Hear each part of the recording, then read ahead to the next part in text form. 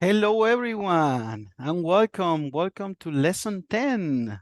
Can you hear me, guys? Can everyone hear me? Hello? Yes, you can. Very well. Amazing. Welcome. Well, again, we are on lesson 10. Today, we are going to be reviewing a couple of interesting topics. But let's wait just a couple of more minutes because there are people still joining. So, yep, let's wait just a couple of more minutes, okay?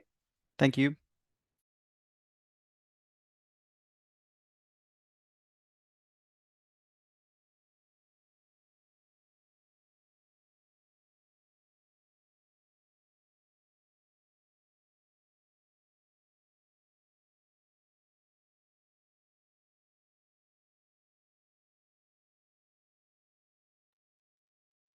Okay, so welcome for those who just joined.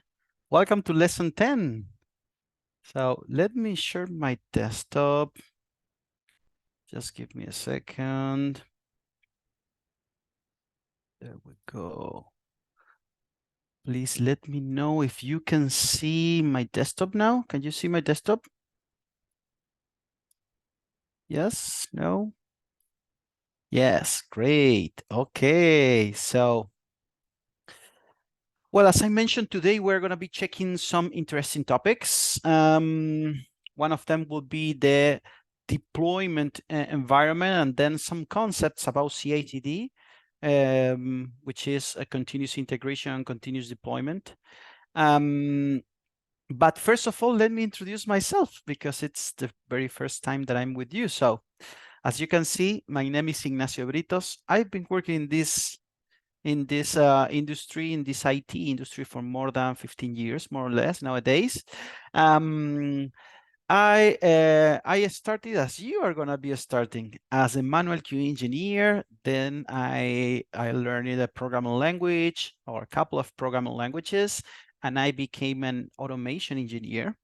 Um, and after some years working as an automation engineer, I became a manager. I've been working in some Silicon Valley companies like Intel, McAfee, and most recently at Eventbrite. Um, and well, it's a very interesting journey. I mean, the IT industry is a very interesting journey, and this could be your first step. I mean, if you decide to work as a manual QA engineer, you will have a lot of work for sure. But in case that you would like to learn a programming language or improve your management skills, then this could be your first step. So yeah, I'm mentioning everything.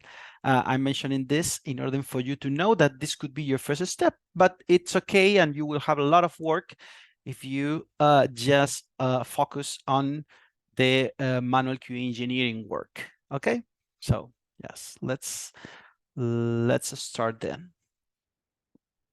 So, goals for this lesson. Today, we will learn about deployment environments and why they are important for QA engineers. And we will talk about the concept of CI/CD and look at some tools that can help with the deployment. Okay, so this will be a very informative lesson. Today, I mean, it's a lot of information that you probably will need to re-review after the class. Um, it's information that you will need to know as soon as you join an IT company, a company working in software. You will need to know all of this information because it's where you are going to be testing. Basically that, and then also information about where developers works, for example, and where the infrastructure, how the infrastructure is being created for clients, for end users, and also for developers and QA engineers. So any question that you may have, please let me know through the chat. I will try to answer all of your questions. But just take into account that this is a lot of information and you will probably need to review this later again. just to understand a little bit more about the environments and all the, let's say, the tricks that they have, okay? So, but before starting with this lesson, please let me remind you that that is expected that you complete your homework shortly, because well, you know, it's very important having the homework because it's going to help you prepare for an interview in the future. Okay, so the main activities of a manual QA engineer are creating test cases, executing them, and reporting bugs or reporting issues. And that's the homework, right? So please take into consideration that and submit your homework as soon as possible. I will be one of the 2 teachers reviewing your homework with you. We will have a live class. It will be on Thursday. Yes, I will be with you on Thursday, and Tuesday there will be another teacher reviewing the first homework, and then I'll try to review as much as possible on Thursday. But remember that you should submit your homework as soon as possible, okay? So first question, what is a deployment environment and why do software companies need one? So let me read the definition. A deployment environment is a place where software is installed and made available to users or customers. Think of it as an ecosystem. That's one of the let's say the main words here, an ecosystem. So which holds an ecosystem which holds a specific set of tools, settings, configurations, and other components to closely follow phases of development life cycles. You may remember what are the software development life cycles, right? Remember that it was planning phase, design phase, development phase, testing phase, deployment phase, and maintenance. So for almost all the phases, you will have a dedicated environment. That is, remember that an environment is a ecosystem. Think of it as an ecosystem, and like multiple tools, configurations, computer programs that are living together. Okay, that's an ecosystem. That's an environment, and an example of an environment is, for example, an iPhone. An iPhone 11. It's an environment that will contain, for example, iOS 16. Nowadays, I think it's 16 point something, and also and part of the description of that environment could be Wi-Fi, for example, if you are testing using Wi-Fi, or 5G if you are testing using mobile data. And in terms of in terms of web pages, it could be, for example, the Google Chrome. It's an environment that you will be using in order to test or execute test cases in a website. That could be Google Chrome. It could be Safari. It could be Firefox. Also, if you are testing in a MacBook, then the Mac OS, the operating system in Mac, will also be part of the environment that you will be using in order to execute your test. And it could be also Windows 10, if you are a Windows user. So all of that is an environment. Remember, an environment is an ecosystem. Okay? So question, and here please help me to answer this question through the chat. So think of components that you believe could be part of the deployment environment and share your responses with the chat room. So what do you think could be components that can be part of a deployment environment? What kind of components? What do you think, guys? Any idea? Hardware, software, okay. Databases, servers, Good. What else? Any specific operative system? Okay. Integration. Okay, integration is more abstract, but yes, settings. Okay, hardware, operative system. Very good. Good. Operative systems. Perfect. What else, guys? Anyone else? Network. Okay, network. Yes, LAN is part of the network. So yes, it could be network. Cloud systems. Okay, it could be also. Yes, it could be cloud system for, yes, for testing. We have a couple of, for example, browser stack is one of the cloud solutions, right? Storage system. Okay, cloud. Yes, cloud. Amazing, great. Well, good answers.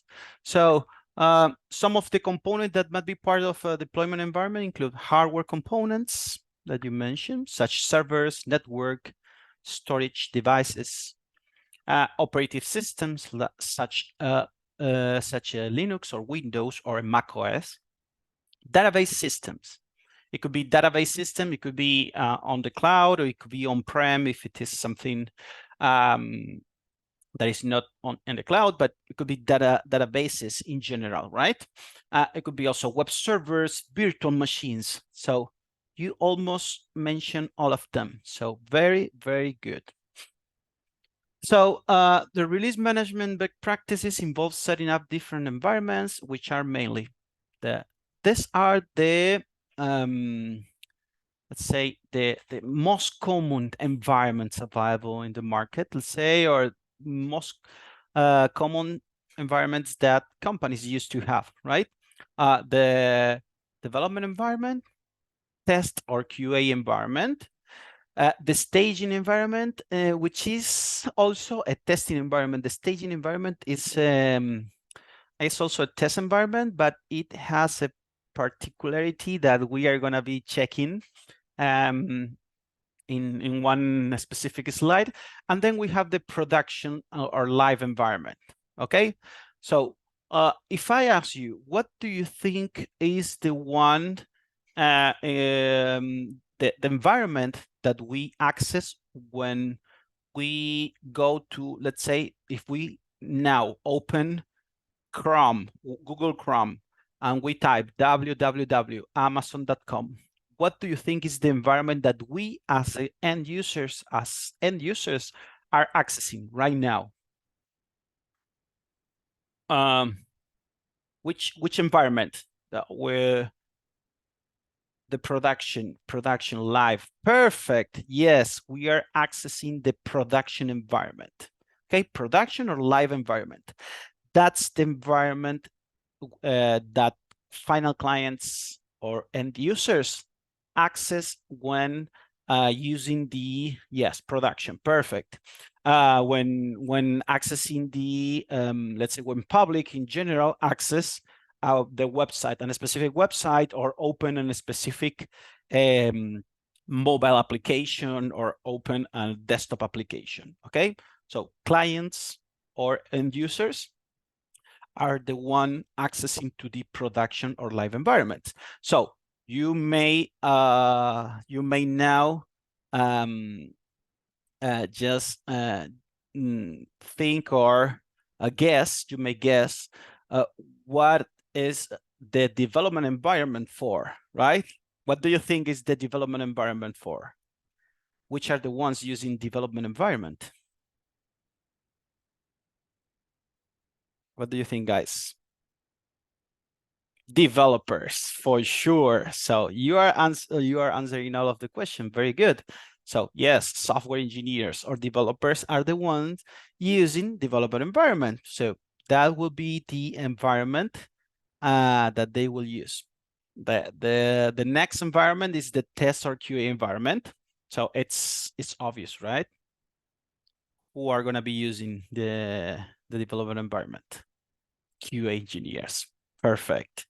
And the staging is a little bit tricky. So I just in case, I would like to ask you, is if any one of you knows about what is a staging environment? Do any one of you know what that is? And what is that for? Alpha testing? It could be maybe prep. What do you mean with prep? Because it could mean two things. Pre-production. Very good. So it's very good. Okay, yes, staging is meant for pre-production activities, but I would talk about that in the next slides. So development environment. Uh, well, development environment, also known as dev environment, is a workspace where software developers write and test code before it is released to other environments. So you may think, you mentioned that, you may think the development environment as the place, the configurations, the ecosystem that developers will use in order to write the software, right? So they will have their own tools. They will install or set their own application to create the features, to write the code using the programming language in order to create the features, right? The features that were agreed into the planning phase. So in some situations, this could be the developer's desktop. In other situations, this could be a system shared by several developers working together on the same project. So it could be, depends on the company. Some small companies, they have their own environment into their own laptop or desktop computer. They set everything there, and it's just a particular thing or some like particular configurations just in one computer, or in, let's say, 2 or 3 computers, depends on the amount of developers that they are working on.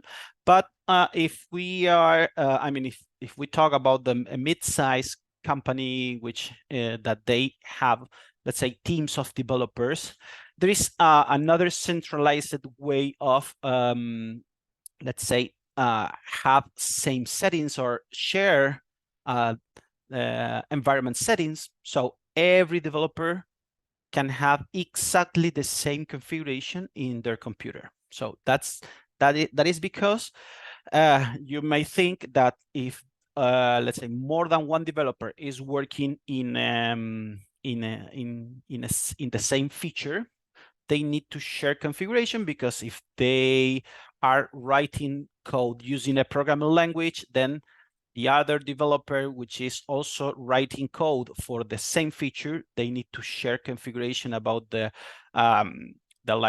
programming language, the database settings, tools, specific configurations, and they need to use a common repository to share their code, to share the work they are performing. Okay. So for those who don't know, a repository is imagine a repository as a box in which developers submit their code, and they build or they join their code all together in the same place. That's the idea, because well, as I mentioned, in mid-size, even in small size companies that are working more than one developer,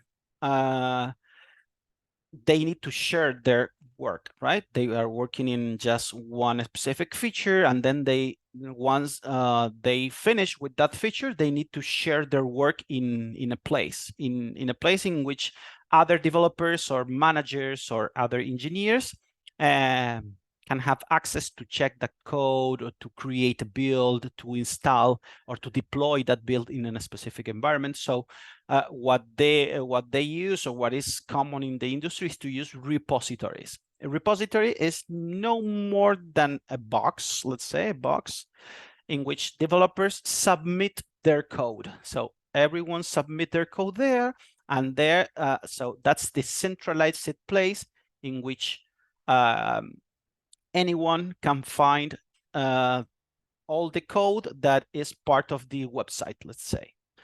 or all the code that is part of an application.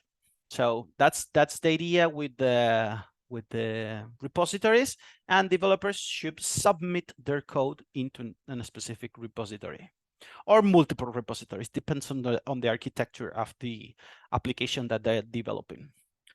So QA engineers usually do not work in development environment. So that's partially true. I mean, it could be more accurate if we say manual QA engineers, but automation engineers, sometimes they work with with developers, because I'm saying, because in my experience, I've been working with developers in the past in order to create or automate some tests, because they like sharing some configuration. I was in touch with developers every day in order to check some components that they were developing and make sure that I was automating them according to what they were creating, or according to what they were writing into the code.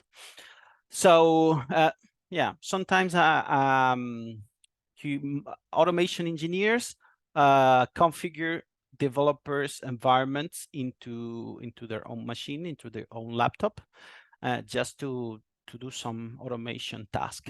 But manual QA engineers, that's completely true. Manual QA engineers do not usually set anything, or they do not configure a development environment into their own laptops, because it's not something that they will be using.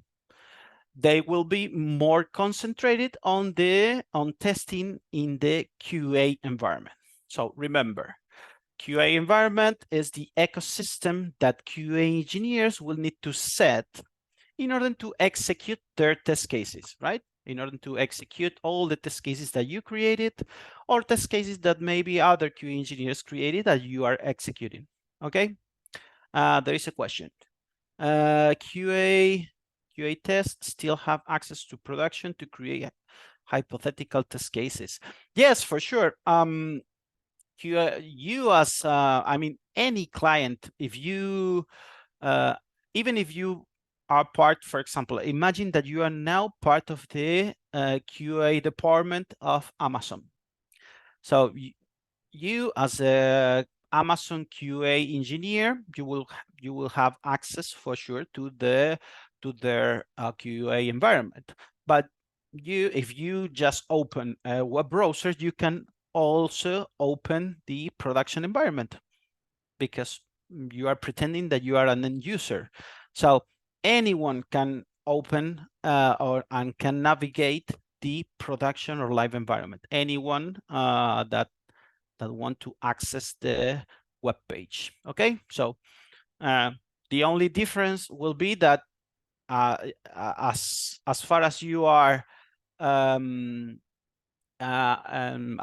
far as you are you belong to a company, then you will have access to other environments, like a QA environment of that company. But live or production environment, everyone will always have access to. Okay, and yes, and sometimes it's if the application or if the website that that you are creating test cases for, it's a website that is already in production, then you will use the production or live environment to create the test cases.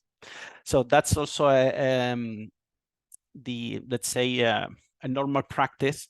But the ideal situation, you may learn this from lesson 5. The ideal situation is to create test cases by using which document? Who remembers that?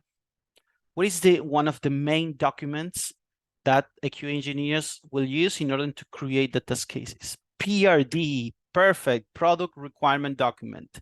Is PRD. No PDR, it's PRD, product requirement document.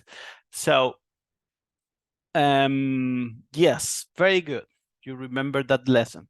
So yes, that's the most common situation, and that's the ideal situation, right?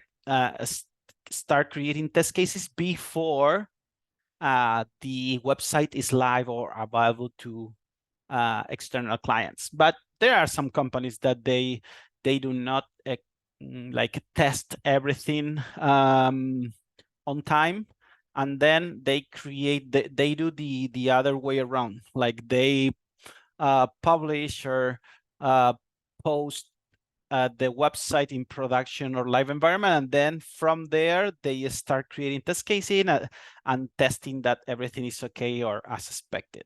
So yes. Yes, and TRD is the technical requirement document.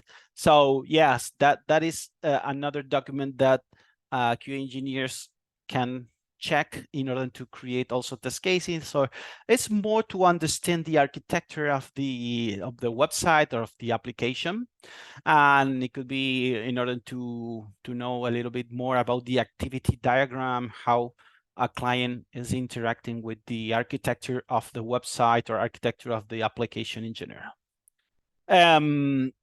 Yes, and the test, that it's the test plan. TDD is yes, it's a test plan document, but it's not TDD. It's just test plan.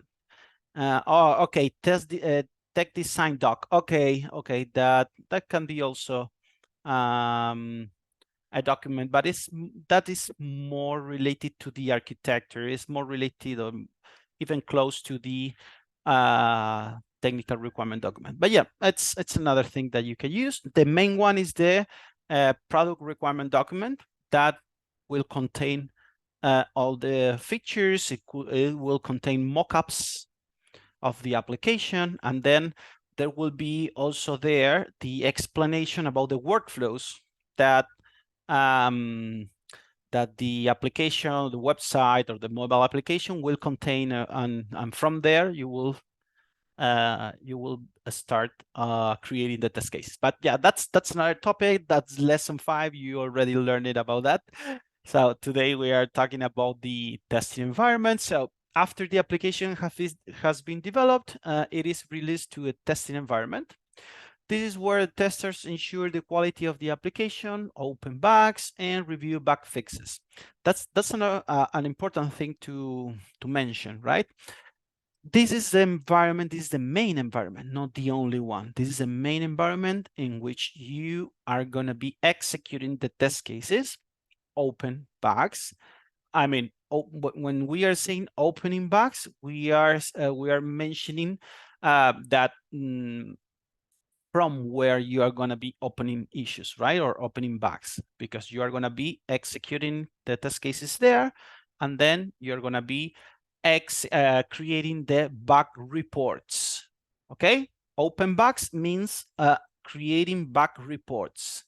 And review bug fixes. That's another thing. When you are once the full cycle of the issue of the bug that you created is closed, then you need to review the bug or review the issue, meaning that you will need to re-execute or retest. We say retest the same issue just to make sure that the issue is not there anymore. Okay.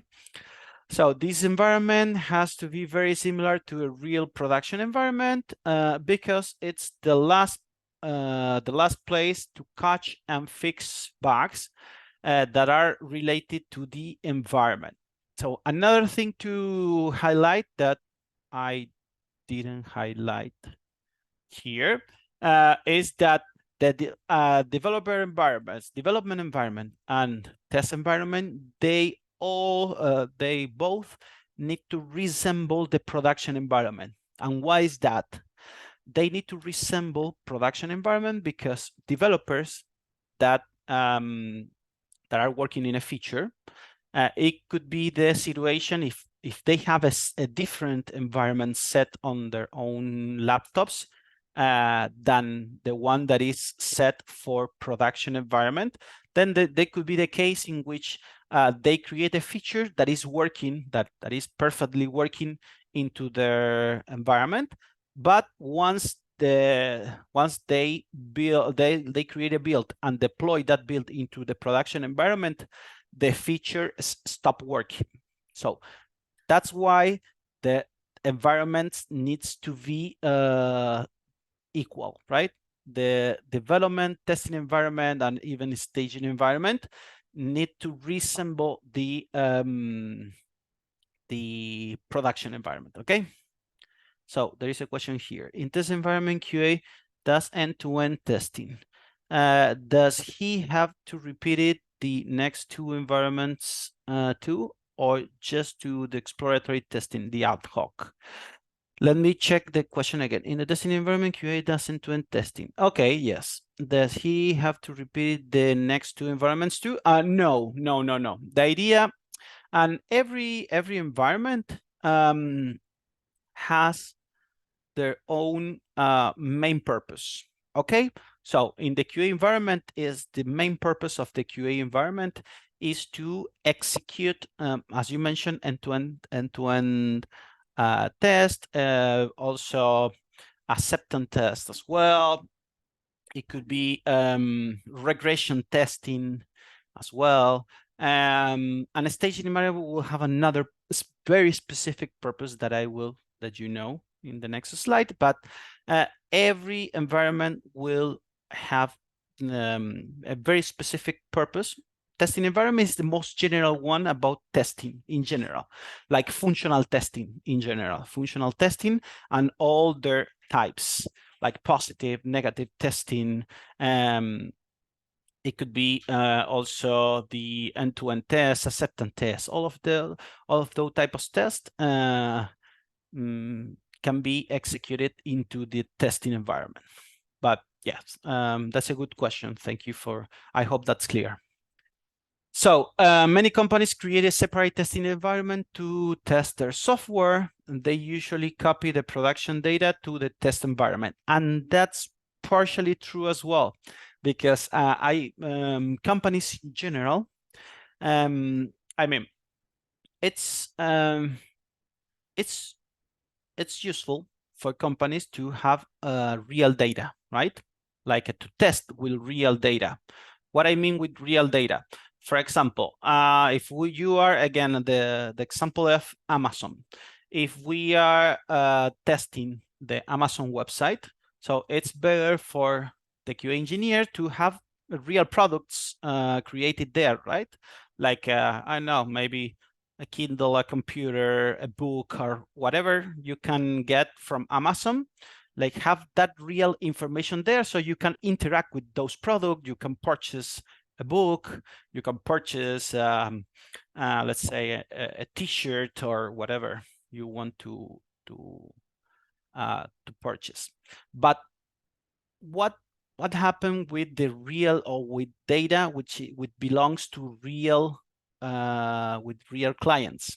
Well, there is in the United States and also in many countries, there are specific laws that in which you that prohibit companies to take information, real information from clients, and use that information for testing. And why is that? Because, for example, let's say Facebook, or maybe you are not user Facebook because it's not that popular anymore. I think, at least in my case, I'm not using Facebook anymore. So let's say I know Twitter, for example. In Twitter, you upload or Instagram. I know. Instagram has personal pictures of yourself. It could be personal pictures about your family. They know where you live because you take photograph, and then there is a geolocation set there. So they know where you live. They probably know where you work. So they know information about your credit card. They know your personal address, your family. They know your family.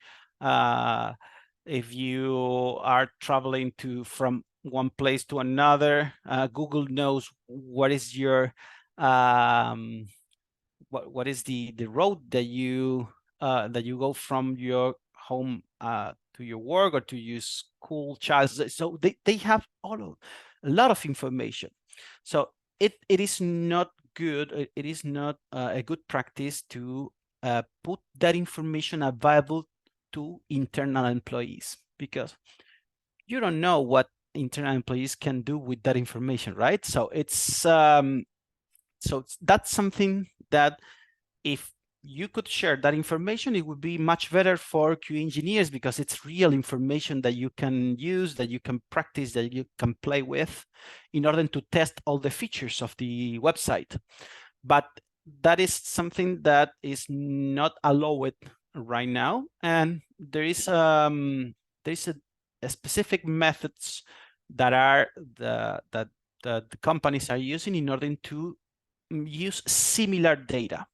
What is the obfuscation process? You may know what an obfuscation process is, but it's more or less is as a script that take real information from clients and change specific things. For example, they take information about your personal address, and the script change the order of the letters, like transforming the address in something that have no sense for a person, or it adds like a change letters from one place to another, and other specific other characters that that you cannot see in like reading. It is not something that is that you can read and have sense.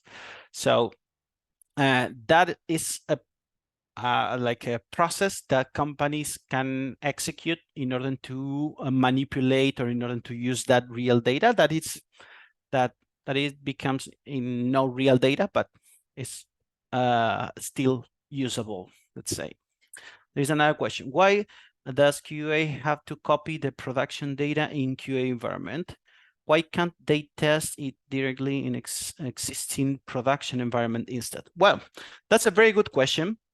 What happened, and I will ask you, try to answer this question. So what do you think that can happen if or let's say, imagine that there is a team of 10 QA engineers interacting with the website, like playing with the production environment website and entering information all the time, like adding information, deleting information, playing with some QA with the database. What can happen? What do you think can happen? There will be a crash. Testing. Yes, it's very dangerous, because if you are working, I mean, if a QA engineer is playing with the production environment, then there could be, if you find a big issue, there could be a crash there, something that that affect an end user. And actually, if there are multiple people working in the production environment, like multiple people executing test cases, for example, there could be also, let's say, a situation in which you affect the end user experience, because you are using resources that are designated for end users, right? So those resources, I mean, every company have their own infrastructure, and that infrastructure support an amount of users. And if you are increasing that amount of users, that the consequence of that, it could be a client that experience like a web page loading slow, for example, or if they are using or navigating the web page, they could start getting errors because you are adding, let's say, tested information. So the system or the website could start working in a good situation. Yes, crash. Yes, the server will go down. I mean, that's not 100% of the time is like that, but the experience of the client could be affected. That's why we use a separate environment, not to affect what is currently available for end users. Okay, so you are free. You are yes, the performance server will fail to perform. Yes, the performance of the server will go down. The performance, if there are multiple people, if you and other QA engineers are working in the same servers than end users are working on. Okay, that's the idea. And also to protect the, because what I mentioned before, to protect the client's information. So that's the idea. The testing environment is the one that is safe of all of that kind of issues. You are free to enter information, to execute positive, negative testing, and make sure that everything is okay before, let's say, putting that bill available for end users. Okay. Yes, Sandbox is that. It's a place, it's an environment to just to practice or to execute tests or to just play with the yes, it's it's the word. I don't know if you don't know that, but the sandbox is, it's something that is used in the IT industry as a place to practice and to like install testing builds and to configure some, or to make some experiments. So that's also an idea of a sandbox in the IT industry. Besides what that means for in a real life, let's say. So that is also used in the IT industry, the concept of a sandbox. Okay. So so this way, so they usually copy production data to test environment. Remember, obfuscating data, that's the idea. This way, tester can identify the same problem as a live production without affecting the real data. The testing environment can be different from each company and can be changed as needed. So there are companies that have testing and staging environments separate one from the other. But there are some companies that they have just one testing environment, not test and staging. They have just one, because at some point it imply some cost, like a money cost, maintain an environment, right? Because it is infrastructure, our tools. There should be a person of a team maintaining those environment up and running. So it imply money or cost, even if the company is using a cloud environment like AWS or CloudForm or another way of having infrastructure. So they need to pay for that. So well, some companies have just one test environment available.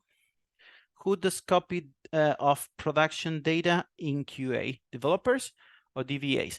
Well, usually there are separate people who call DevOps.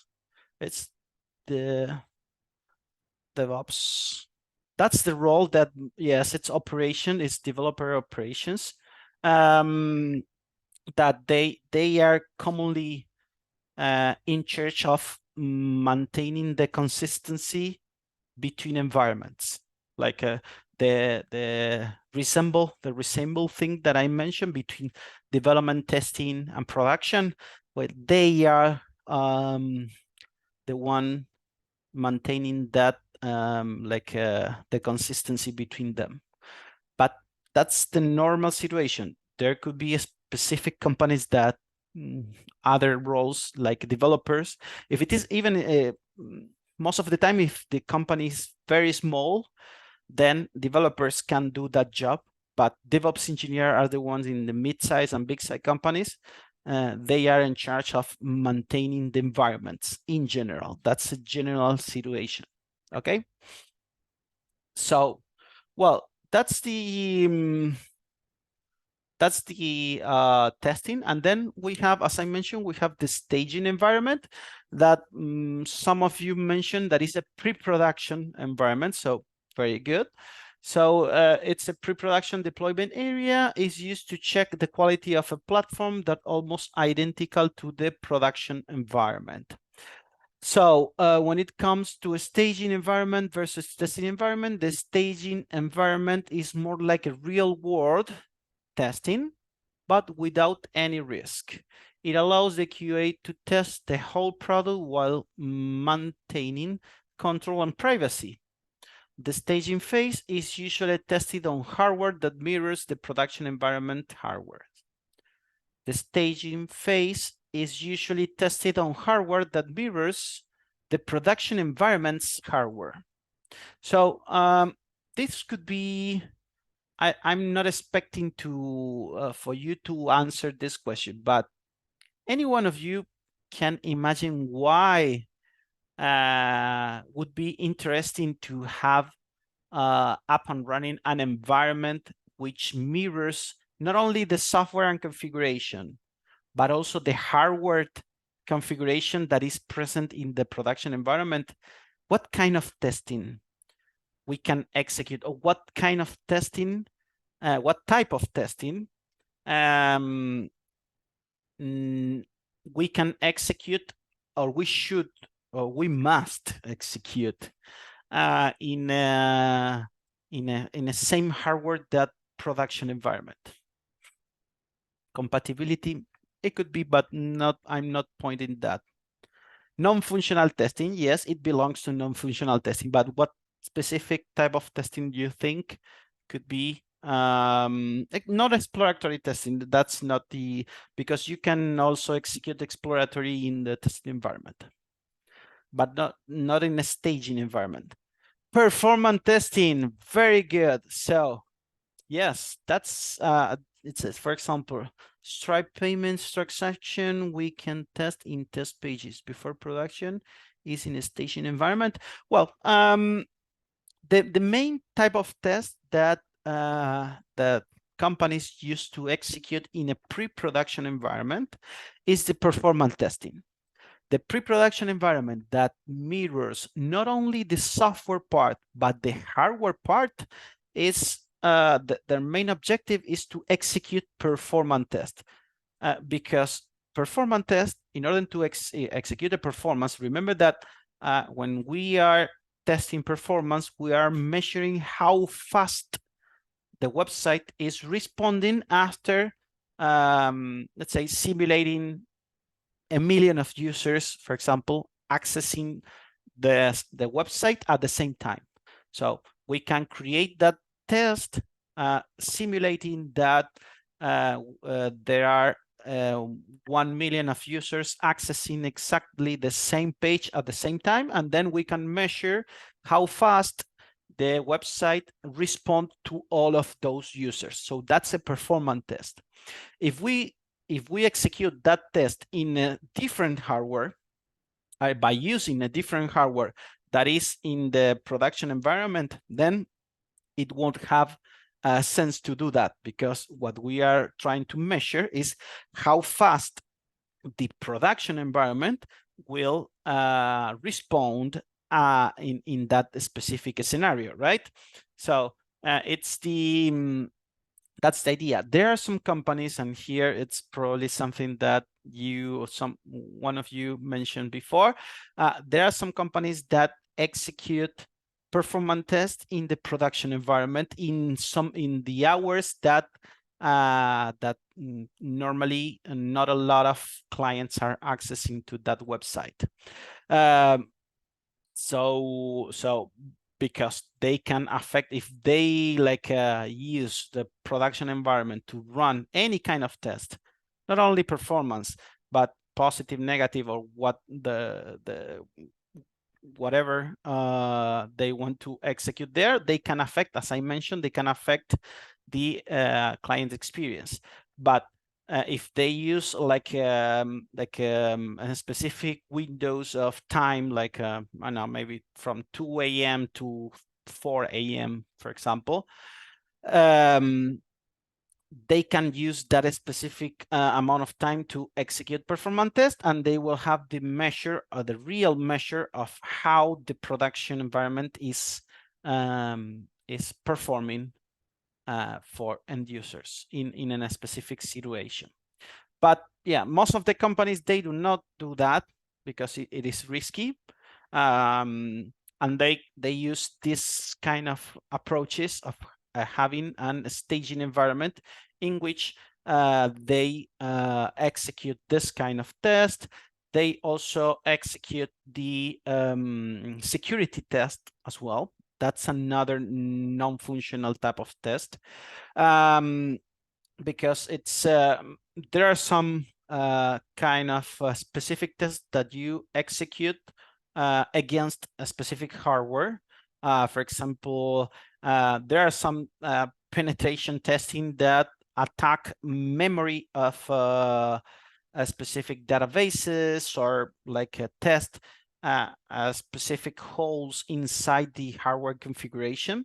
That you cannot execute that in production or live environment for sure, because it's big or it's a high risk to crash the entire environment. So the idea is to execute those tests in a separate environment, and that environment should be an environment mirroring the hardware that is also present in the production or live environment. Okay. So there is another question. In QA, both functional and non-functional testing, including performance testing, isn't done already. Is it a repeat performance test? Okay, in staging, let me check again. In QA, both functional and non-functional testing, included performance testing, isn't done already. It is the repeat performance test. In staging, okay, in staging. Well, in staging, is performance test done against in the staging? Yes. The performance test, the let's say the most common environment in which we execute performance test is the staging environment. Okay, because what I already mentioned, the staging environments mirrors not only the software part, the configuration tools and the software configuration, but also the hardware part. And in order to measure how fast the website is performing, you need to make sure that you are using the same hardware capabilities, the same amount of RAM, the same amount of, or the same performance in CPU, and the same databases, everything that mirrors the production or live environment. Does that mean performance test is not done in test environment? Most of the times, no. I mean, sorry, most of the time, yes. The performance test is performed in a staging environment, not in test environment, because it's like expensive to have that set of configurations available for testing in general, because if you always have the same specification that than production or live environment into multiple environment, then you need to invest a lot of money in infrastructure.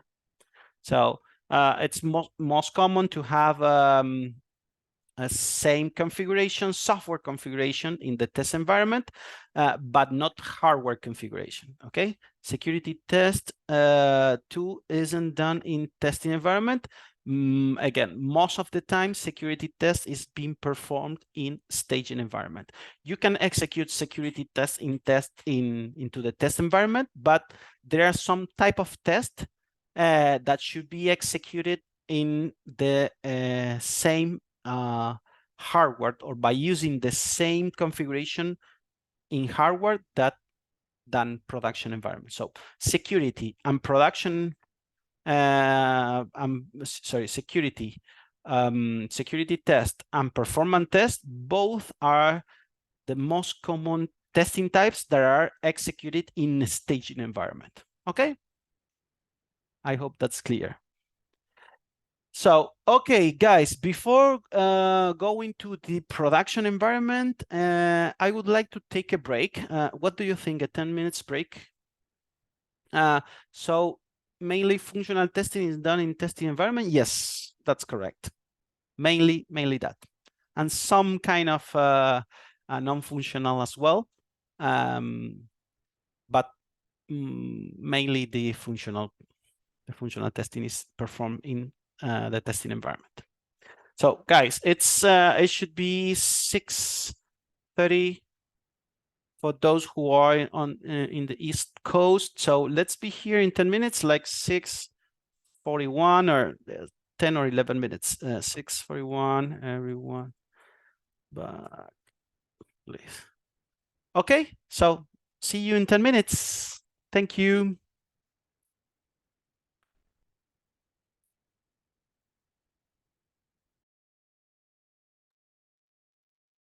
Okay, guys, are you ready to continue?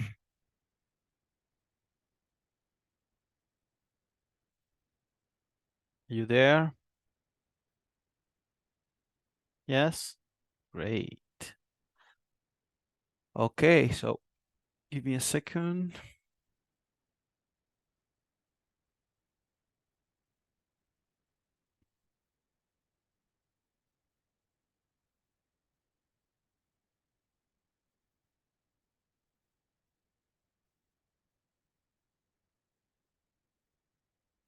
Yeah, sure. Yeah, actually, let me just let me show you the link. Where is that? Copy the link. That's the that is the waiting music that I set for today. Okay, so let me share my desktop again.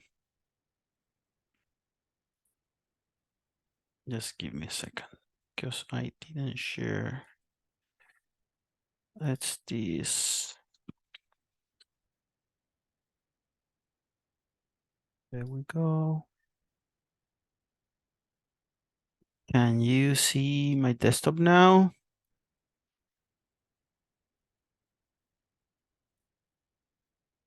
Yes, great, perfect. Okay, so just as a summary, remember there we have different environment for different like phases of the software development life cycle.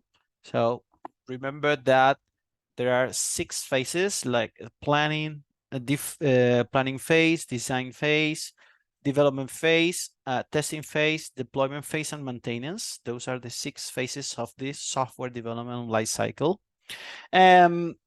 For the development phase, we have the development environment, then the testing environment for the testing phase, and the staging environment is also for the testing phase, and the production or live environment is associated to the deployment, right? To the deployment environment or to the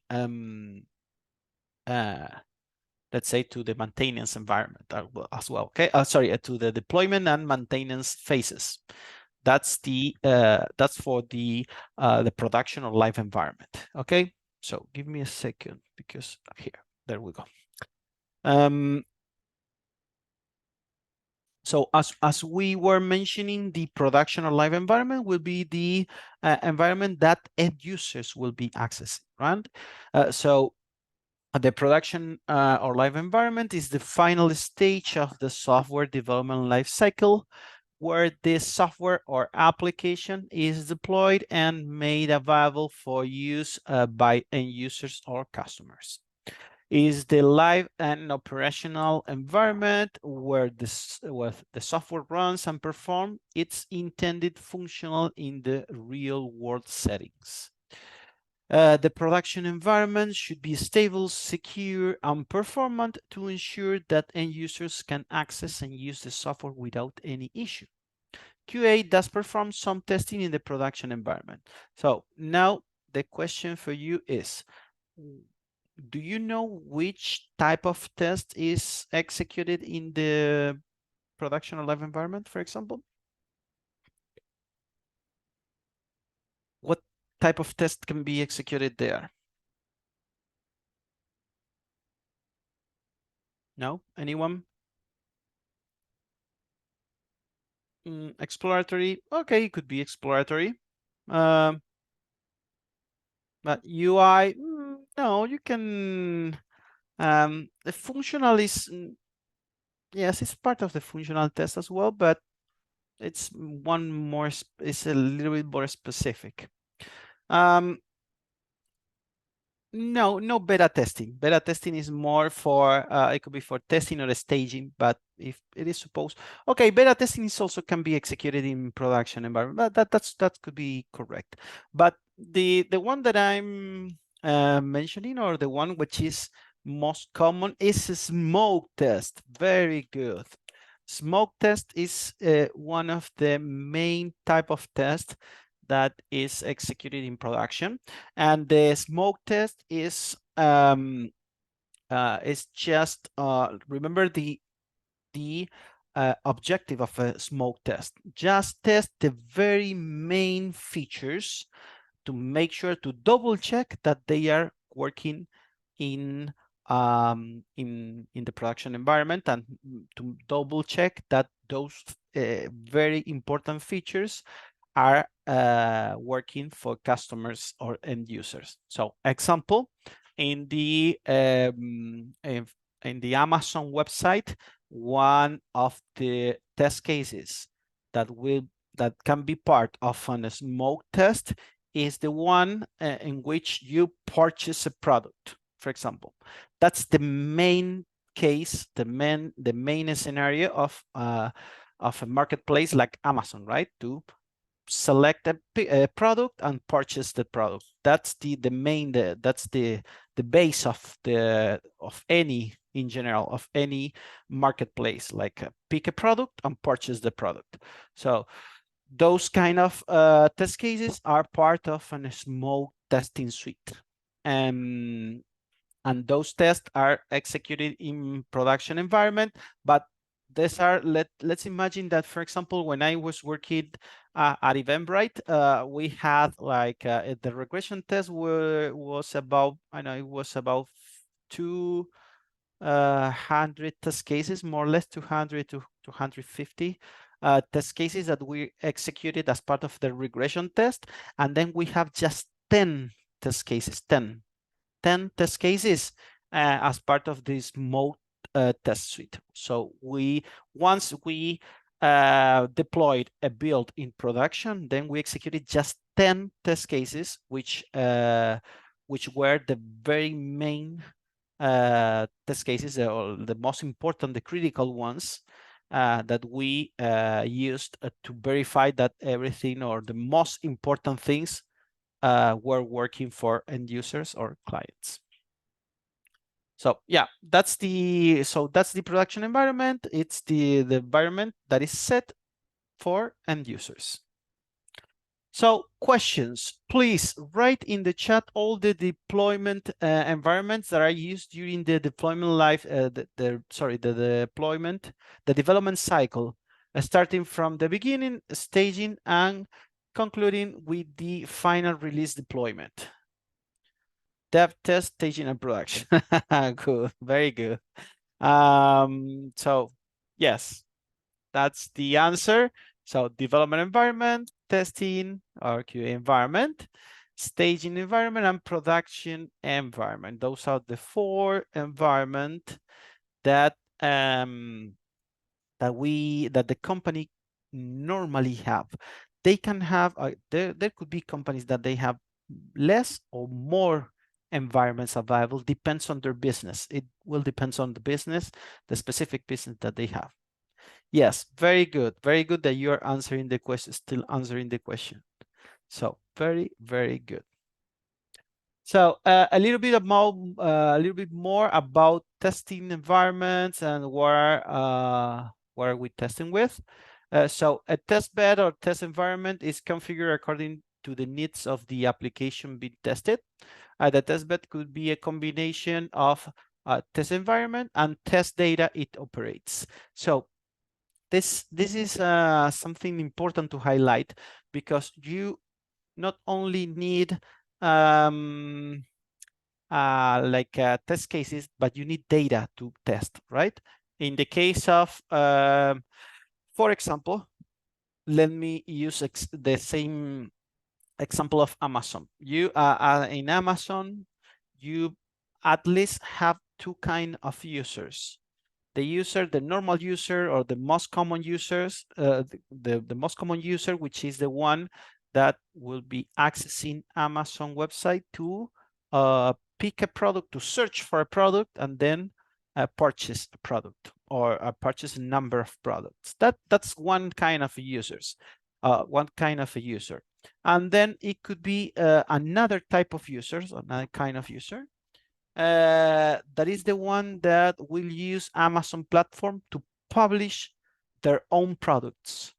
So not only to go and purchase a particular product that is there, but also using the Amazon website to publish their own products and to offer their products to Amazon clients. So there you have two types of users, and there could be, I know, a lot of other type of users in Amazon. I'm not sure about it because I never been part of Amazon, but there could be other type of users also in, into their environment.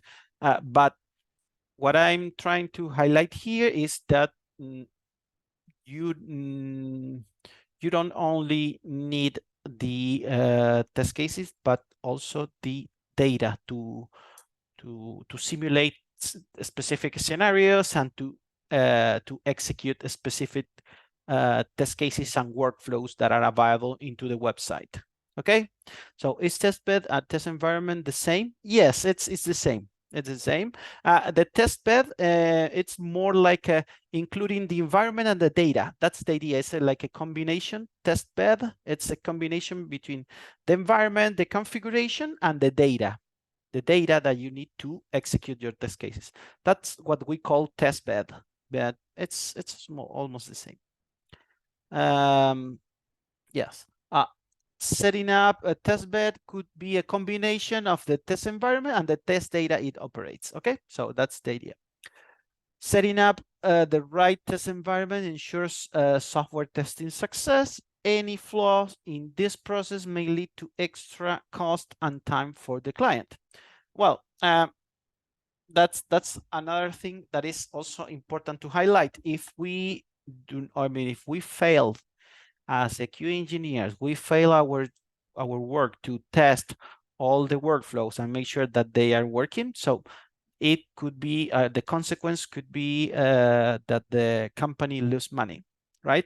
Because if those workflows are not working, then maybe the client or the end user cannot purchase a product, then we are losing gains. Okay, so it's important to have everything set, making sure that we are covering all the requirements. Remember that you also we also check this into the lesson 5. You have the test, the traceability matrix, the testing traceability matrix that is also part of this to make sure that you are testing absolutely all the scenarios available in the PRD.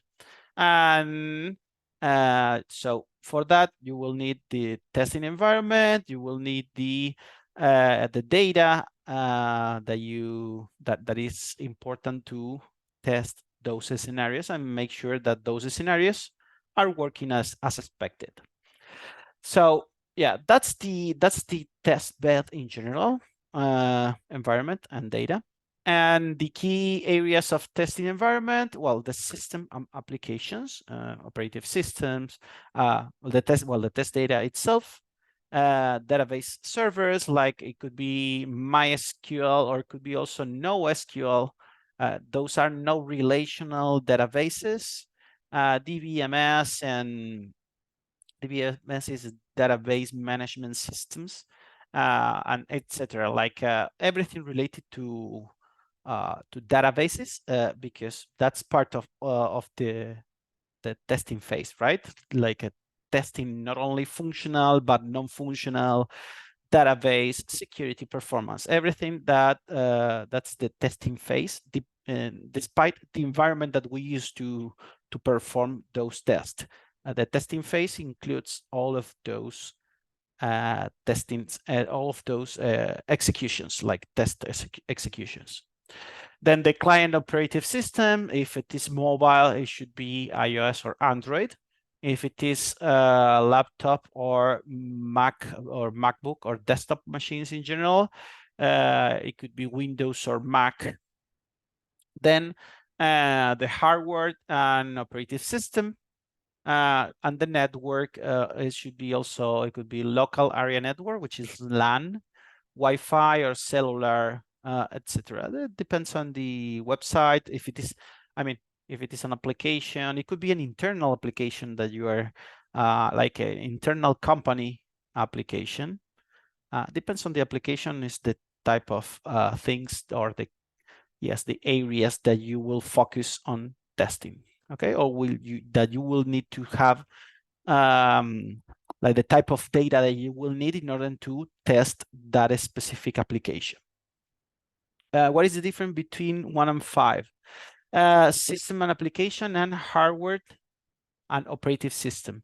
Well, system and application is more related to a specific application. For example, it could be some specific tools that you can or you should need it to set the environment, and those are specific applications. It could be let me check. For example, in order to execute performance test, you will need to have a specific applications like JMeter.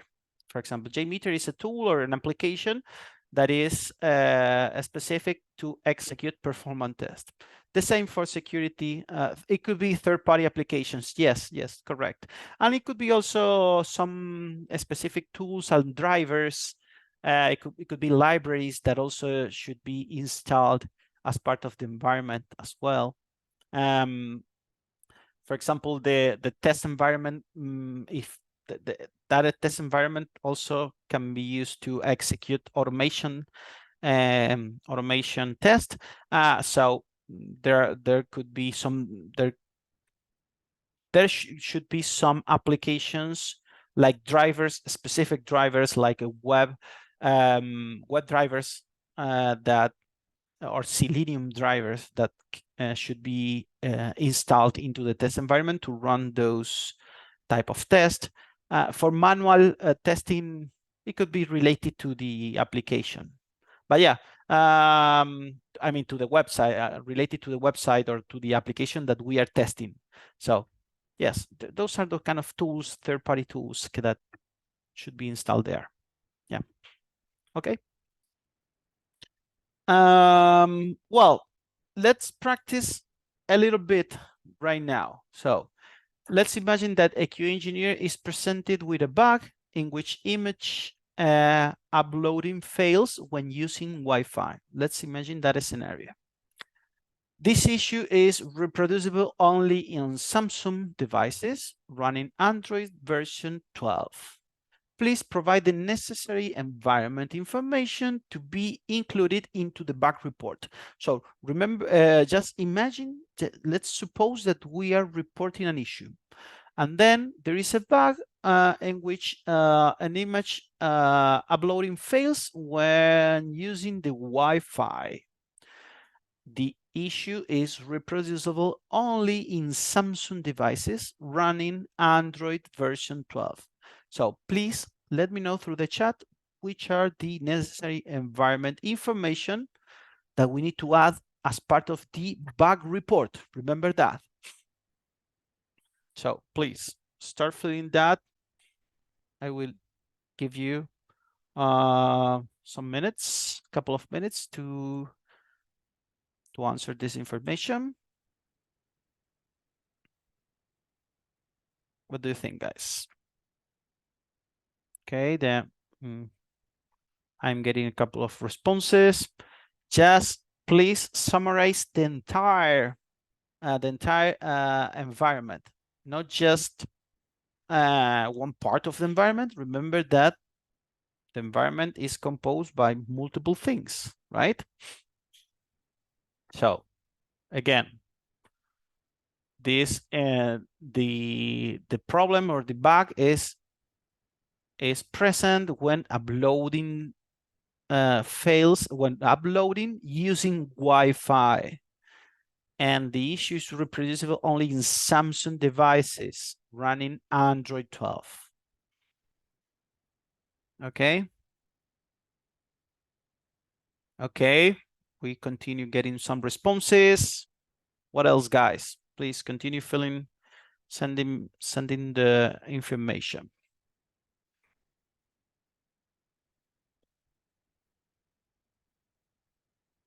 Samsung Android version 12. Okay.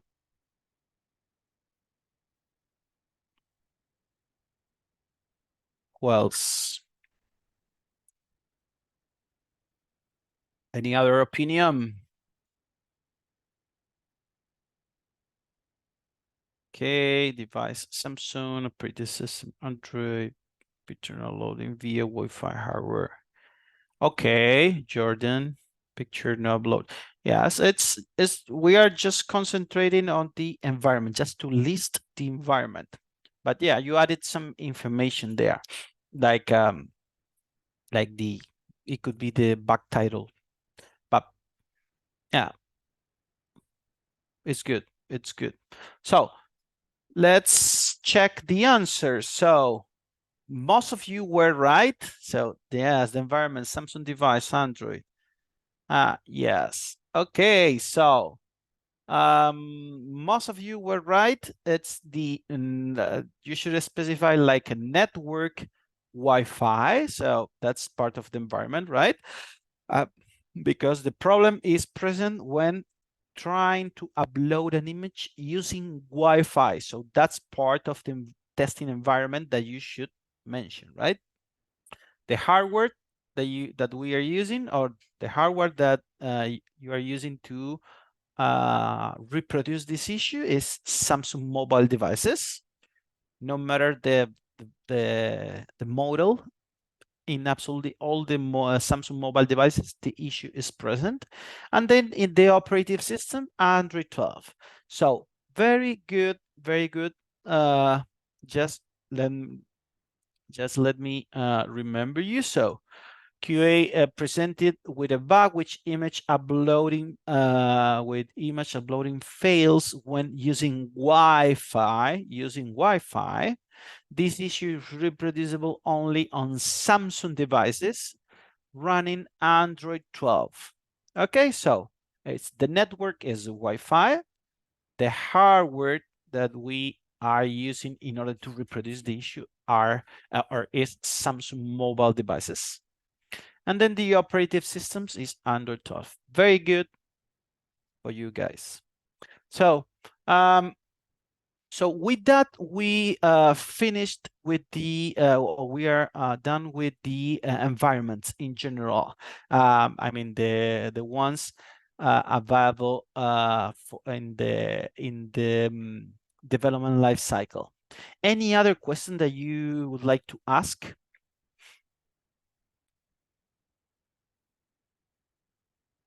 Is it clear, guys? Easy, right? Yes? Great. That's great. Okay, clear, amazing. So let's think a little bit about the next topic, which is the CI/CD deployment. So what is a CI/CD tool, and how do QA engineers use them in their work? CI/CD stands for continuous integration and continuous deployment. It is a software deployment practice that aims to automate the building, testing, and deployment of application. The DevOps team remember that I mentioned that DevOps team is responsible for developing and maintaining the CI/CD pipelines within the company, as well as ensuring that tools are configured correctly. QA engineers may use CI/CD tools to obtain an updated version of software to be installed on testing devices. So you may think the CI/CD tool as an assembly line. So that's the idea to understand. Imagine that you are in a car. Let's think into the car industry. A regular car. Imagine that in order to assembly a car, you need multiple parts, right?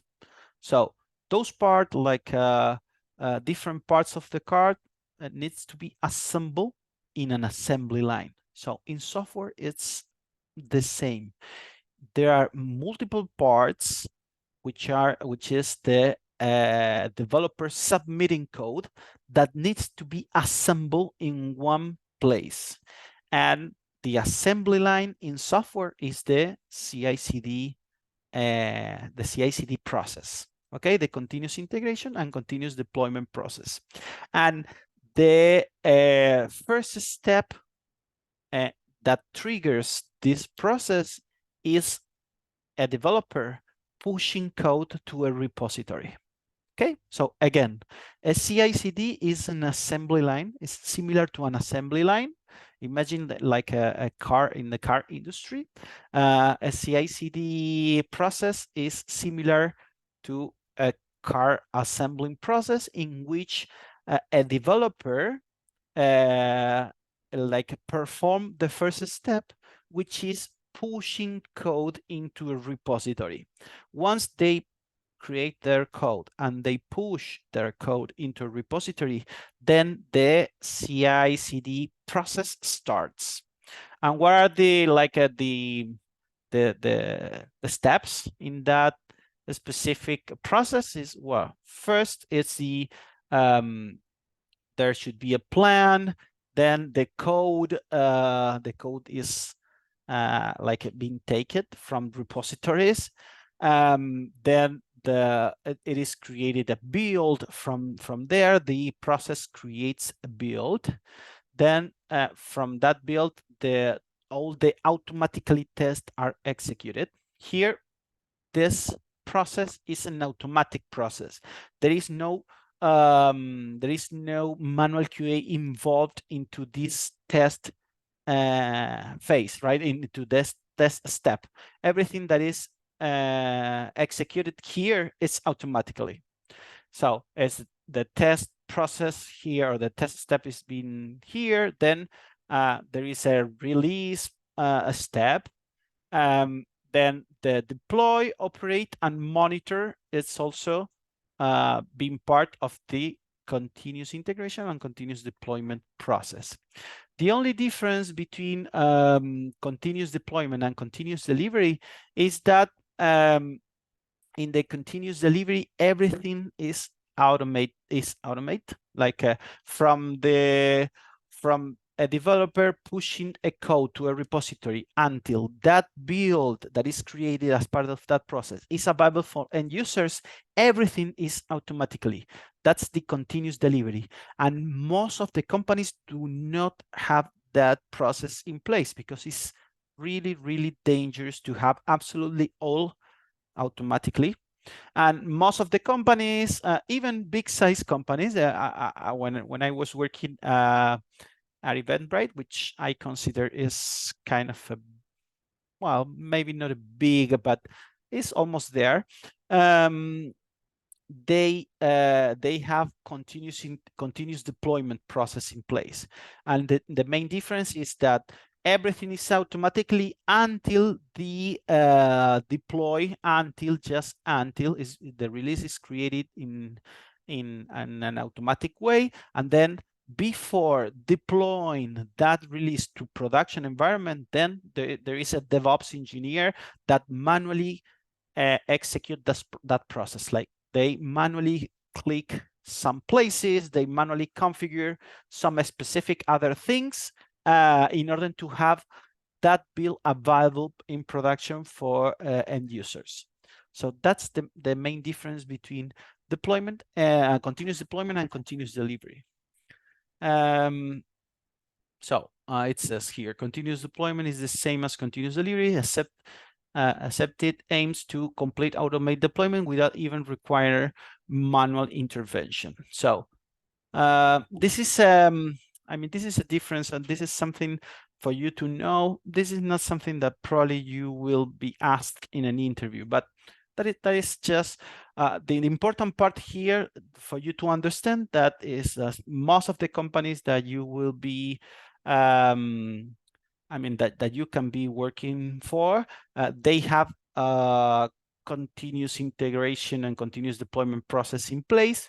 That process, it's similar to an assembly line, in which the first step is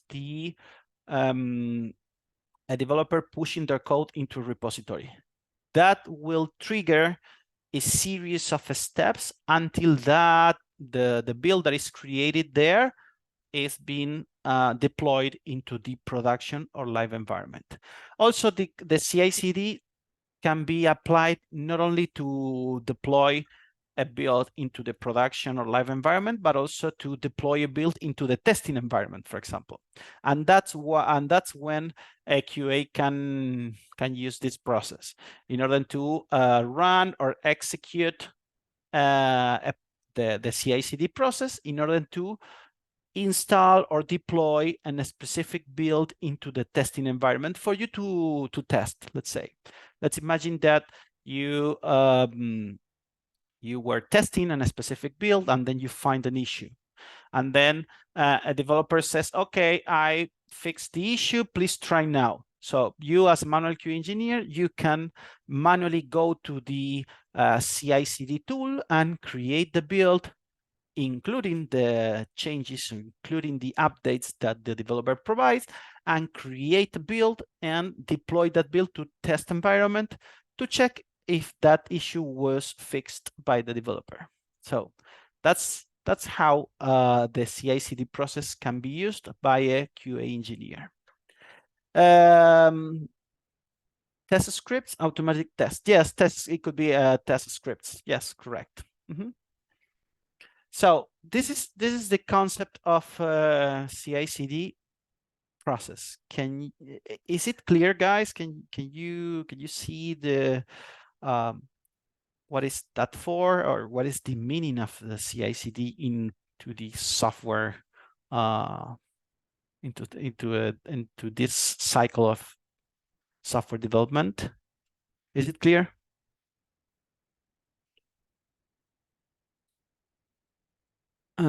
Is this like agile? Yes, it's part of the agile process, right? Yes.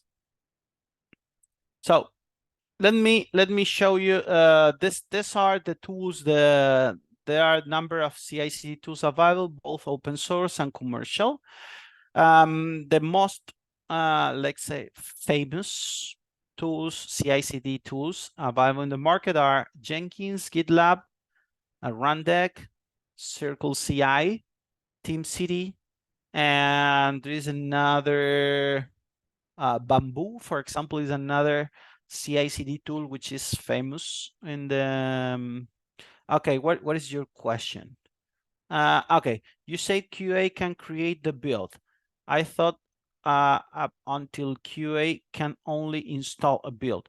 Well, it seems, I mean, the CI/CD process includes both. I mean, when I'm saying create a build, I mention, or I mean, starting the CI/CD process.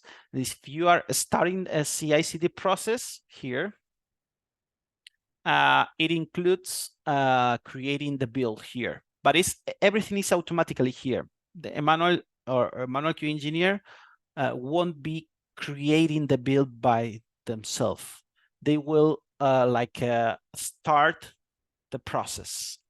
the CI/CD process. So let me show you. Let me show you here.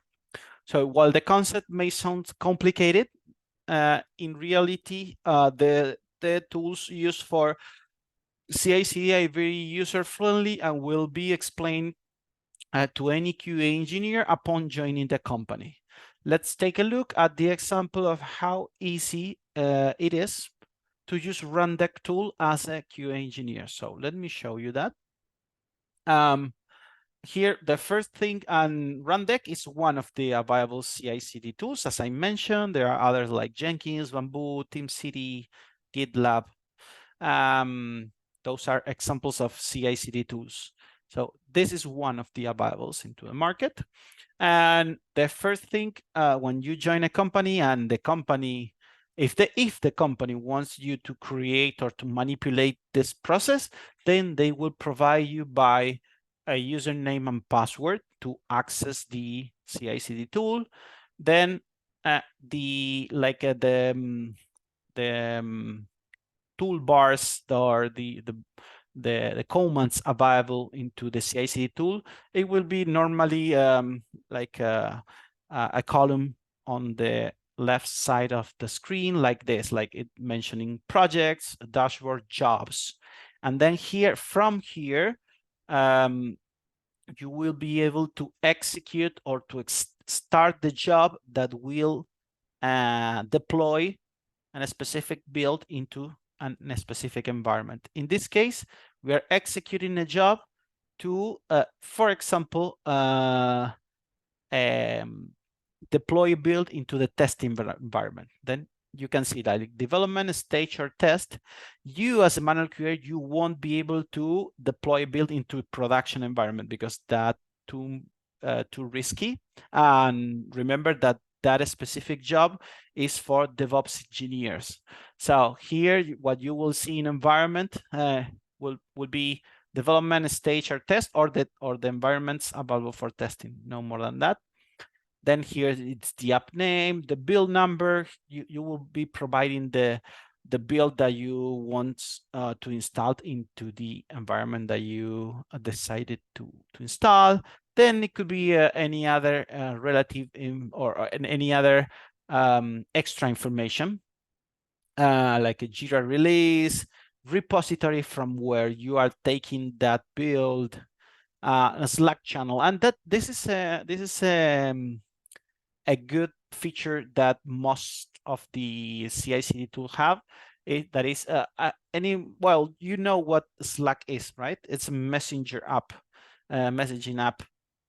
So here, this specific tool has an integration with Slack in which you will be notified after the build was executed. Oh, sorry, the job was executed.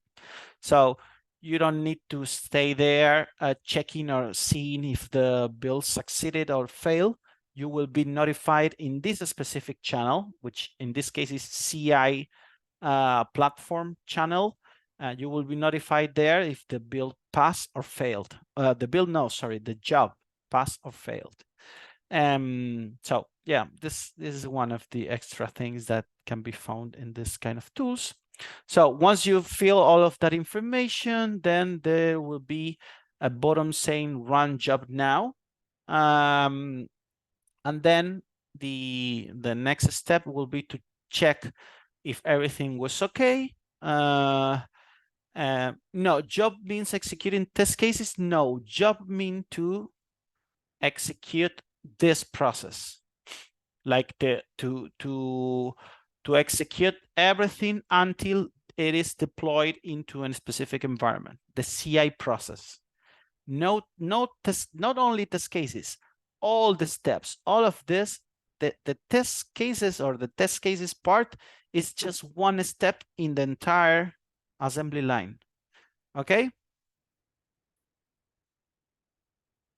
So after you execute the job, the entire process, then there will be this is kind of report in which you can see the how much time it took to execute and information related.